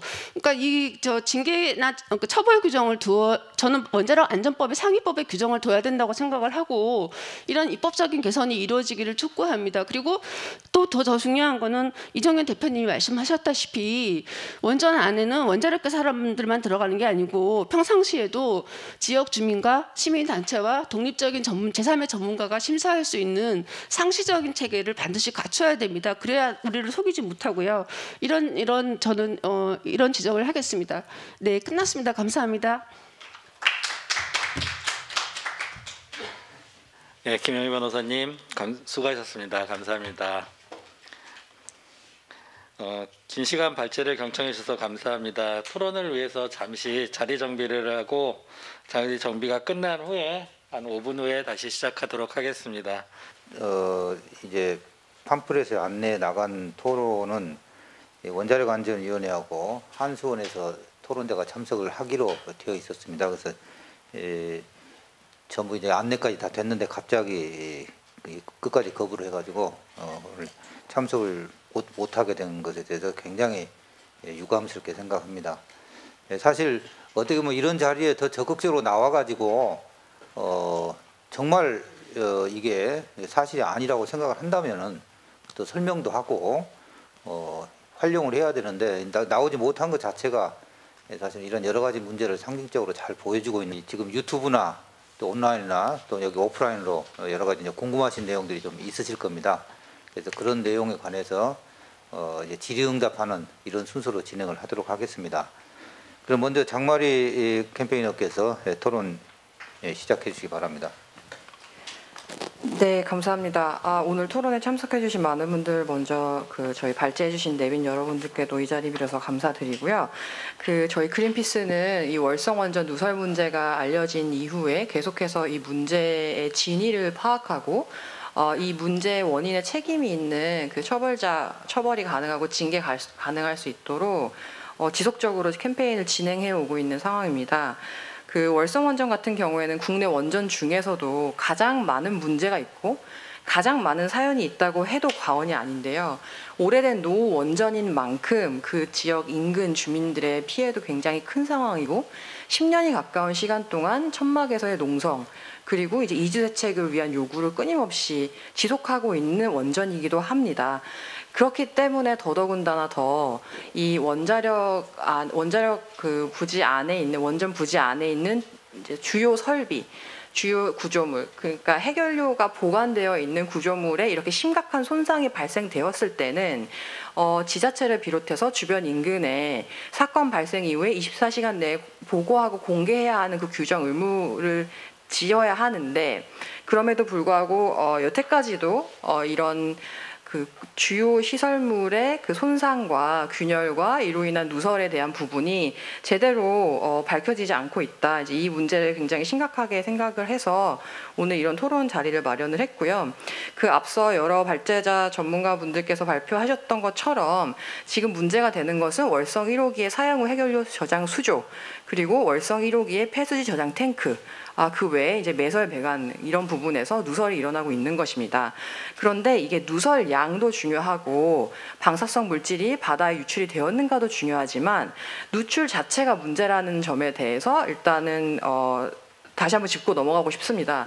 어제 한 언론사의 저녁 뉴스 데스크에서 월성 1호기 사용 후 해결료 저장 수조의 외벽 바닥 부분에서 끊임없이 누설이 나오는 장면이 보도가 됐고요. 이 영상에서 보여주는 것은 이게 단순히 누설이 일어나고 있는 부분을 땜질하는 방식으로 보수해서는 해결이 될 수 없는 상황이라는 것을 명백히 보여주는 영상인 겁니다. 콘크리트 수밀도 문제로 전혀 차폐나 방수 기능이 이제 지켜지지 않는 모습이 드러난 것이고요. 그래서 단순히 보수를 해서 누설을 막고 있다라는 방식으로는 이게 근본적인 대책이 이루어졌다고 볼 수가 없고요. 그 장소에 들어가서 실제로 그 문제의 규모를 확인할 수 있는 정보의 독점권, 접근성의 독점권을 가지고 있는 원안위와 한수원의 정말 행패이자 만행이라고밖에 할 수 없는 굉장히 무성의한 설명이 여태까지 이어지고 있었는데요. 어제 언론사 저녁 보도 이후에도 원안위가 YTN이나 다른 언론사들을 통해서 입장을 밝혔습니다. 내용은 어제 언론에서 보도된 월성 1호기 수조의 영상 사진 그리고 월성 2호기 수조 바닥에 콘크리트 심부 균열까지 예상되는 그 정도 균열 이 자료가 공개됐음에도 불구하고 원안에는 이 사실을 알고 있었고 영상과 사진을 보유하고 있으나 조사단과의 내부 협의를 통해서 밝히지 않는 것으로 합의했다. 이렇게 밝혔습니다. 이는 참으로 지금도 무엇이 문제인지조차 인정하지 않는 태도라고밖에 볼 수가 없는데요. 앞서 김영희 변호사님께서 발제해 주신 내용에 의하면 이 정도의 규모의 손상이라면 즉각 누출을 막고 즉각 보수가 필요하고 즉각 공개해야 되는 대상임에도 불구하고 게다가 월성 2호기처럼 가동 중인 원전의 경우에도 이 정도 규모의 손상은 운영 허가의 어떤 취소 그리고 정지 처분까지 될 수 있는 사유임에도 불구하고 이것이 내부 협의로 미공개하기로 결정했으니 이 부분은 문제가 없고 어제 공개된 영상과 사진에서 드러난 사실조차도 모두 통제 가능하다라는 방식의 태도로는 지금 이 심각한 문제의 진위를 알리려는 의도가 있는 것인지도 심히 의심스럽고 이런 밀폐된 공간에서 이루어지는 담합의 조사가 정말 이 지금 월성 원전 1호기부터 4호기까지의 심각한 수조 누설, 시설물 균열, 이 구조적인 안전성의 문제, 위협 이런 부분을 근본적으로 문제 해결할 수 있는지에 대해서 정말 심각하게 문제라고 생각하고요. 그래서 대책으로는 이 지금 1호기의 누설 영상을 봤을 때는 콘크리트가 거의 이제 그 밀도가 정말 콘크리트 밀도가 굉장히 낮아져서 또한 그 누설수에 있는 극산성 물질로 인해서 철근마저도 굉장히 상한 것으로 파악이 되기 때문에 이 경우에는 내진 안전성도 보장할 수 없고 구조물 자체의 취약성이 굉장히 문제가 될 수 있기 때문에 이런 부분에 대해서 심각하게 보수공사가 필요하다. 그리고 월성 물론 원안위의 발표 자료에는 1호기부터 4호기까지 저장조 바닥에 열화가 있다라고는 밝히고 있지만 어제 그 MBC 보도로 밝혀진 그 월성 2호기 수조 바닥의 균열 상황을 본다면 그리고 그것이 나머지 월성 3, 4호기 수조 바닥의 상황이라고 한다면 바닥 균열 자체가 방수 차폐 기능을 상실한 것은 물론이거니와 당장 보수가 필요한 상황으로 보이고요. 나머지 우리 국내 원전들처럼 스테인레스 철판으로 바닥과 벽면 전체를 보수해야 되는 그런 심각한 공사를 진행을 즉각 해야 된다. 그리고 무엇보다 바닥의 균열 상태를 더 이상 고양이에게 생선을 맡기듯 그 당사자들이 조사하고 당사자들이 문제를 진단하고 해결책까지 내놓는 이런 구조적인 문제를 탈피하기 위해서 국회의원실을 비롯해서 제3자가 개입하여 직접 수조 바닥의 실태를 확인하고 육안으로 해당 자료, 시청각 자료를 국민들에게 낱낱이 보고해야 된다고 생각합니다. 그래서 저희 그린피스는 국회 현장 시찰을 적극적으로 촉구하고요. 이 내용이 꼭 이루어져서 월성 원전 내부의 심각한 문제를 국민 모두가 바로 알고 이 근본적인 문제 해결을 위해서 신속하게 대책이 마련되는데 끝까지 함께 하려고 합니다. 네, 감사합니다. 예, 감사합니다. 원자력 발전소의 이 안전 또는 사고는 우리가 일반적으로 뭐 자동차 사고 정도의 사고하고는 차원이 다르죠. 예, 국민의 안위와 국가 경제 전체를 망가뜨릴 수 있는 엄청난 이런 폭발력을 가지고 있기 때문에 안전은 무엇보다도 또 점검하고 또 점검해도 부족하지 않은데 지금 상황 같은 경우는 기존에 누설이 되어 있는데도 불구하고 그것들이 정확히 밝혀지지도 않고 또 은폐하는 이런 현상들이 지속되고 있는 게 큰 문제인 것 같습니다. 그래서 여기 계신 분들도 참여해가지고 사실은 이미 작년 1월 작년 초에 그 사건이 알려졌을 때 이 독립적인 제3자 시민 조사단이 발족이 돼서 철저하게 조사를 해야 된다 그런 주장을 했음에도 불구하고 원안위에서 지금 이 꾸린 이런 조사단이 이런 결과를 지금 낳고 있습니다. 대단히 안타까운 이런 현상이 들어요. 지금이라도 근본적인 그런 조치가 필요하다고 생각을 합니다. 그리고 위법사항이 드러난 것에 대해서는 분명하게 조치를 취해야 국가가 큰 재앙을 피할 수 있는 그런 현실이라고 판단이 됩니다. 지금 유튜브나 이 현장에서 참여를 하고 계시기 때문에 지금부터는 이제 궁금하시거나 또는 뭐 질문이 있으시면 자유롭게 주시면은 그걸 받아서 여기 계신 분들이 답변을 하는 그런 방식으로 진행을 하도록 하겠습니다. 지금 유튜브에 굉장히 많은 질문이 올라와 있는데요. 시간 관계상 다 소개는 못 드리고 일단 유튜브 질문을 제가 몇 개 소개를 해서 답변을 하고 그다음에 여기 계신 분들 중에 혹시 질문 있으시면 받도록 하겠습니다. 먼저 첫 번째 질문입니다. 이 설계상 지하수 환경의 방출이 확실하다면은 이 원안위가 그 확실한 사안에 대해서 그것을 이제 밝혀야 되는데 어떻게 그걸 부정할 수 있는 게 가능한 건지 왜 원안위가 또 이걸 부정하고 있는지 이런 질문이 하나 들어왔습니다. 김영희 변호사님께서 답변해 주시는 게 적합할 것 같습니다. 그거도 주시면 요거. 네, 그 정기 검사 보고서에서 그 규제 검사원이 바다로 유출이 거의 확실하다고 지적을 했는데도 불구하고 현재까지 원안위와 조사단은 이것을 인정하지 않고 있습니다. 그 이유가 뭘까? 원자력안전위원회는 제가 봤을 때는 국민의 안전보다 원자력계의 안위가 훨씬 더 중요한 기관이라고 그동안 저는 평가합니다.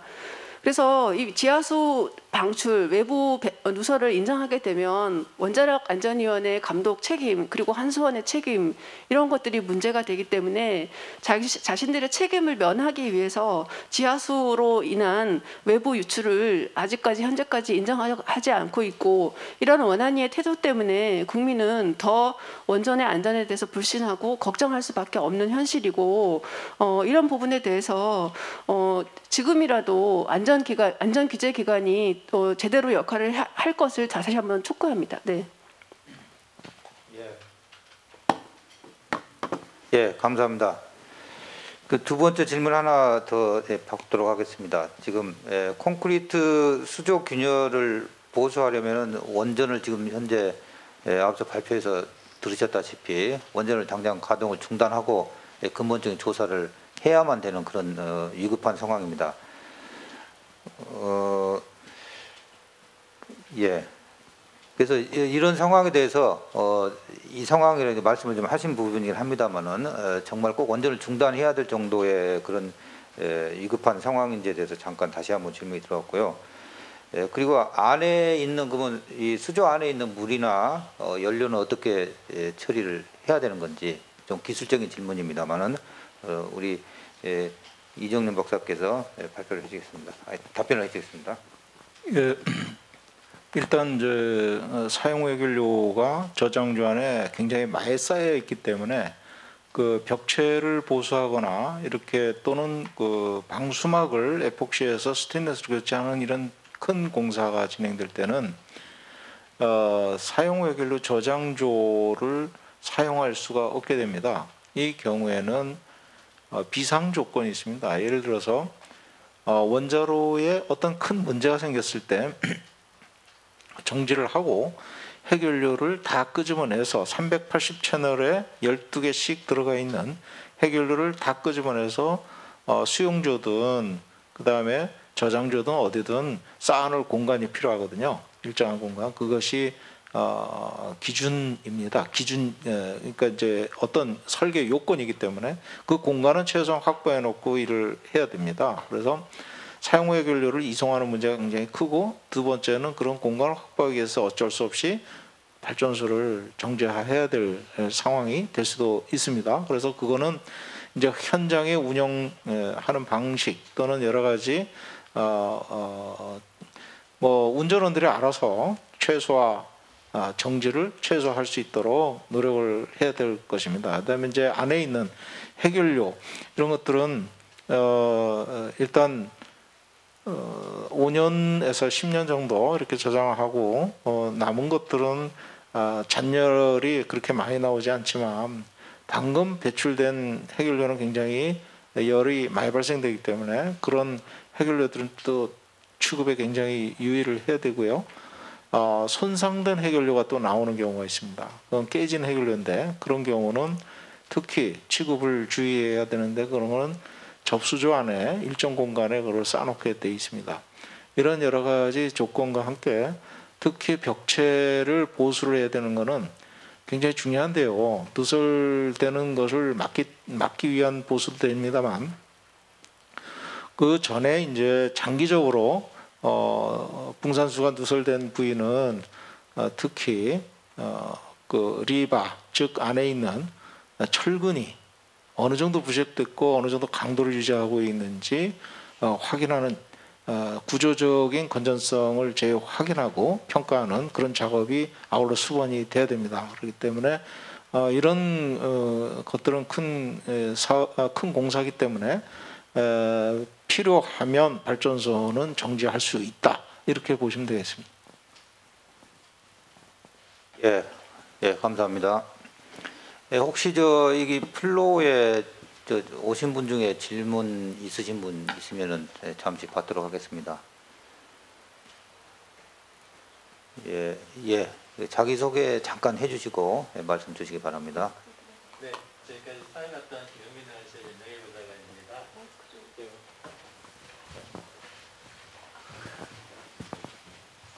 네, 지금까지 사회봤던 김영민 의원실의 윤영일 부사관입니다.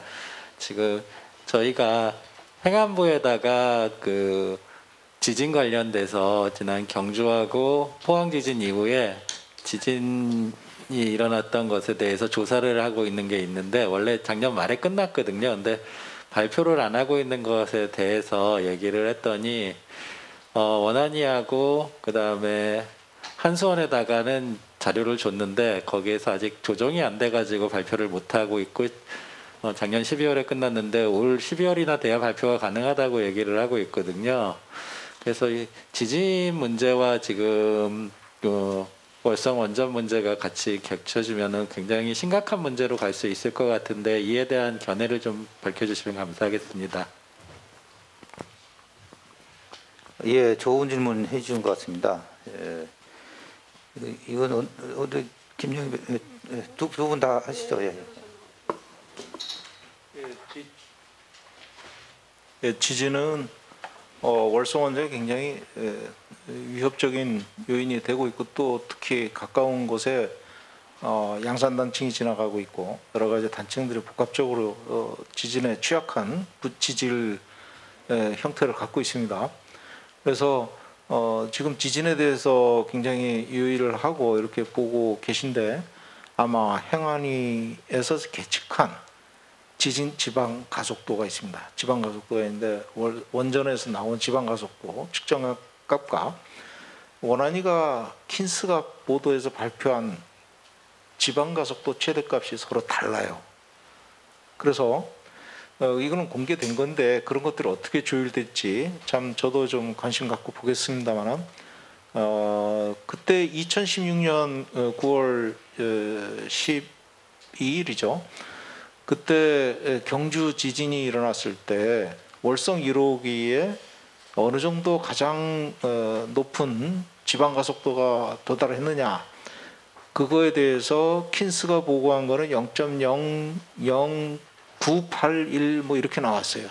그러니까 다시 말씀하면 0.2G 그러니까 0.1G를 초과하지 않았다 이렇게 이제 보고를 했고 행안위에서 국민안전처였습니다. 당시에는 국민안전처에서 보고한 거는 0.1G를 초과한 값을 제시했습니다. 그래서 아마 그런 것들이 조율이 되지 않을까 이런 생각 좀 들고 그런 것들이 이제 저도 어떤 결론이 도출될지 한번 좀 봐야 되겠습니다만 이런 지진에 대해서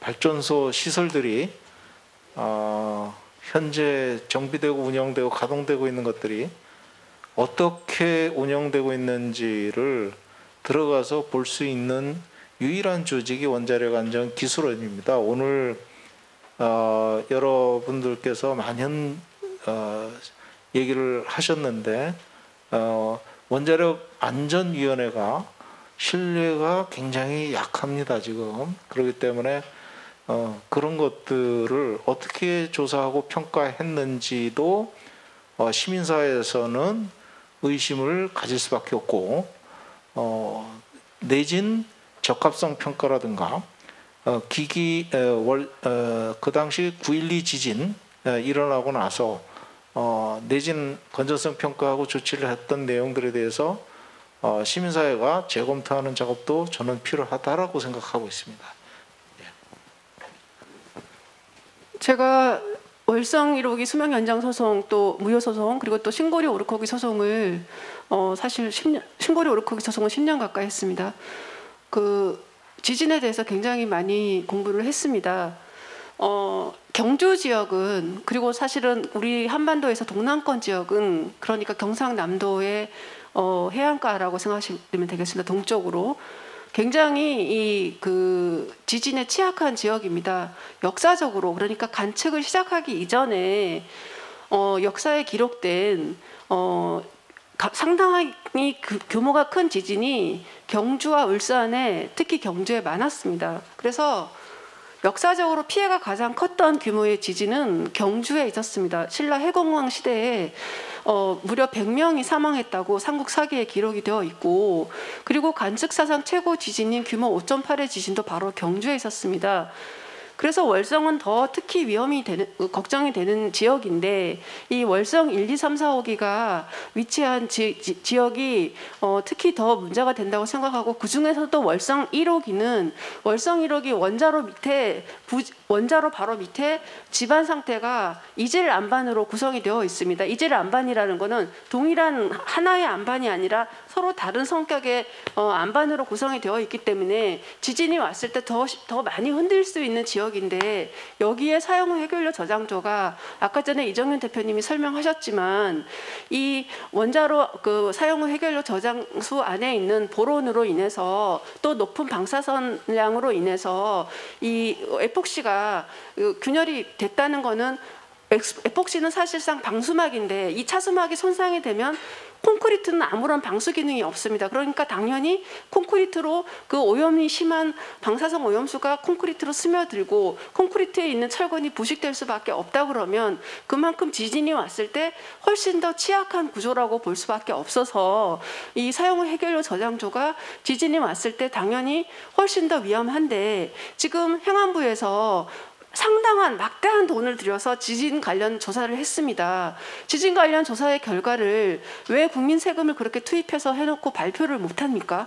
발표를 바로 못한다는 건 그만큼 안전하지 않기 때문에, 이걸 어떻게 하면 국민의 눈을 속일 수 있는 뭔가 마사지를 해서 발표를 하려고 하는 게 아닌가 하는 의심이 들 수밖에 없는데, 이 지진 결과가 발표가 나온다면 당연히 이거를 반영을 해서 훨씬 사용 해결료 저장소를 굉장히 안전성을 강화하고 해야 되는데, 발표를 안 한다는 건 너무나 의심스럽고, 현재 그동안의 누설 상태로 봤을 때 다른 원전도 마찬가지지만 특히 월성 1, 2, 3, 4, 5기 사용 해결료 저장소는, 또 폐수지 저장 탱크는 굉장한 정도로 안전성을 강화해야 되고, 그때까지 원전 가동은 정지하는 게 맞다고 생각합니다. 예.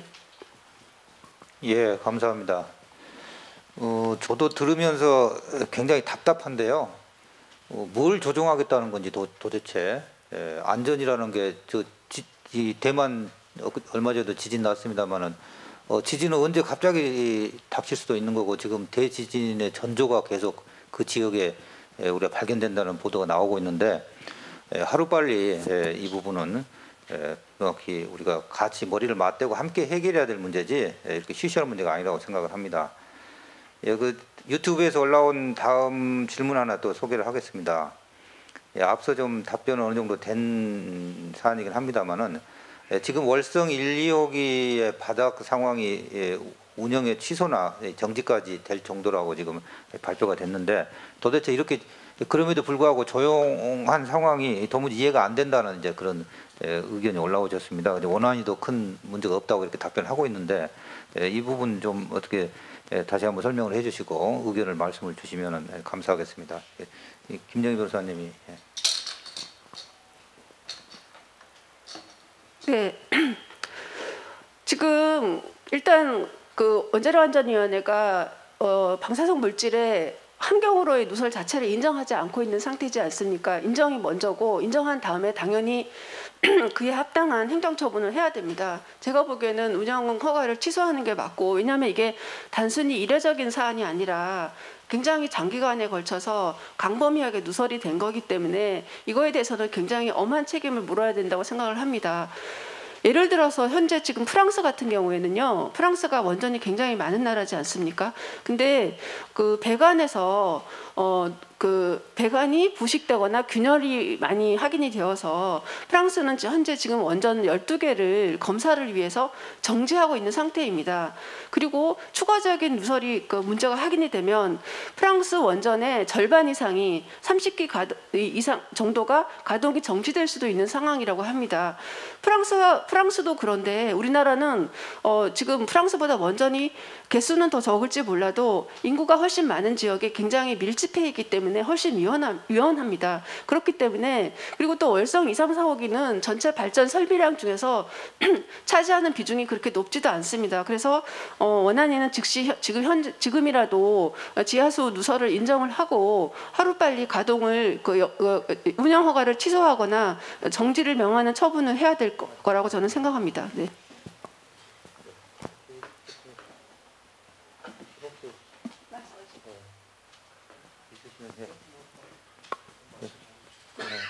김 변호사님도 마지막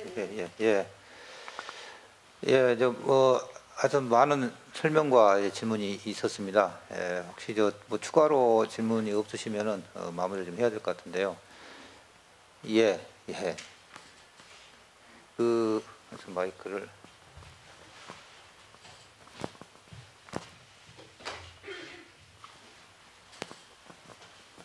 네, 오늘 좋은 말씀 잘 들었고요. 저는 그냥 평범한 시민이에요. 네, 경주에는 중저준이 방패장도 있는데 그게 예전부터 거기로 지하수가 계속 이렇게 흘러 들어가는 거 저도 뉴스를 굉장히 많이 봤거든요. 근데 제가 몇 년 전에 경주 월성 원전 앞에 그 이주대책 농성장에 갔었는데 거기서 그 주민들이랑 이야기를 나눠보니 지금 그 동네 왜 물에서 삼중수소가 나와가지고 그 주민들 그리고 되게 어린 아이들 소변에서도 삼중수소가 나왔다는 얘기를 저도 알고 있어요.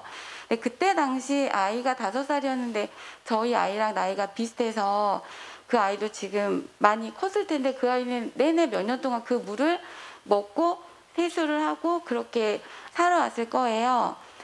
근데 제가 그 당시에 그 주민들이랑 얘기를 들으면서 놀랬던 게 경주에는 한수원 사택이 있는데 그 사택으로 들어가는 물은 삼중수소가 없다고 하시더라고요. 그래서 그 사택이든 아무튼 그 관계자들한테 너희들이 받고 있는 물을 우리도 좀 쓸 수 없냐. 우리는 지금 이렇게 애들도 아프고 다 아픈데 근데 그게 들어오는 뭐 이게 다른지 그럴 수 없다고 그 얘기를 막 울면서 하시면서 저도 아이랑 갔었는데 저도 그때 막 눈물을 흘리면서 그 얘기를 들었거든요. 너무 속이 상해서. 근데 지금 그 중저중립 방패장이나 그런 것만으로도 너무 마음이 아팠는데 애를 키우는 입장에서 근데 이렇게 사용 후 해결료 저장소까지 이렇게 난리가 난 상황이라 사실 걱정도 많이 됐고 하필이면 어제 정부에서 원전을 녹색 분류 체계로 집어넣어서 너무 당황스러운 다음날 이 얘기를 들으니까 이게 과연 넣는 게 맞는 건지도 궁금하고 근데 환경부에서는 올해 초에도 우리는 아직 원전을 넣진 않았는데 이게 그래도 1년 동안은 좀 유지를 했다가 개정을 하고 몇 년에 다시 하겠다고 했는데 1년도 안 됐는데 갑자기 이렇게 녹색 분류 체계에 넣은 것도 좀 많이 당황스럽고 너무 다음날이라서 이거를 다시 뒤집을 수 있는지 그러니까 녹색 분류 체계에서 원전을 다시 뺄 수 있는지 좀 궁금하기도 하고 우리 시민들이 좀 할 수 있는 게 뭐가 있나 네, 그게 좀 궁금합니다. 네, 이상입니다.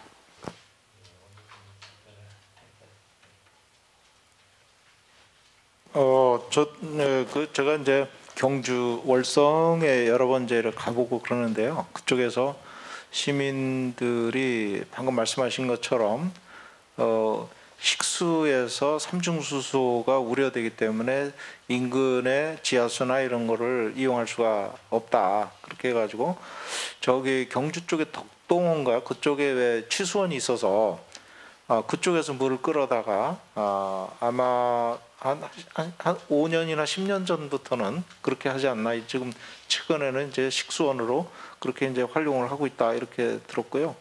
텍소노미가 이제 K 텍소노미에 원전이 포함되어 있는데 EU 텍소노미도 원전이 포함되어 있지만 여러 가지 조건에서 좀 차이가 있습니다. 차이가 있고 우리가 원전을 강하게 드라이브를 해가지고 원전 중심의 에너지 정책이 많은 시민사회 굉장히 우려하고 있기 때문에 관심을 갖고 목소리를 좀 내야 됩니다. 시민사회에서. 그래서 저는 여러 이제 이런 전문가분들하고 활동가들하고 또 시민사회 같이 힘을 합쳐가지고 계속 목소리를 내야 되는 그 외에는 달리 어떤 방법이 없다 이런 생각이 들고요. 특히 윤석열 대통령이 원전에 대해서 완전히 잘못된 생각을 갖고 있다. 오해를 갖고 있다. 세계 최고의 원전이다. 이렇게 생각하는데 우리가 기술을 전수받았는데 어떻게 세계 최고의 원전이에요. 그것부터 시작해서 여러 가지 대통령이 원전에 대한 인식을 주변에서 너무 잘못된 정보를 많이 제공하고 있다. 그래서 그런 것도 우리가 이제 좀 보이스를 좀 내서 계속적으로 활동을 좀 해나가고 관심을 갖고 시민사회가 발언을 하거나 이런 문제점들에 대해서 지속적으로 퍼나르고 주변들하고 얘기를 하지 않으면 아무도 우리를 지켜주지 않을 것이다 이렇게 생각합니다.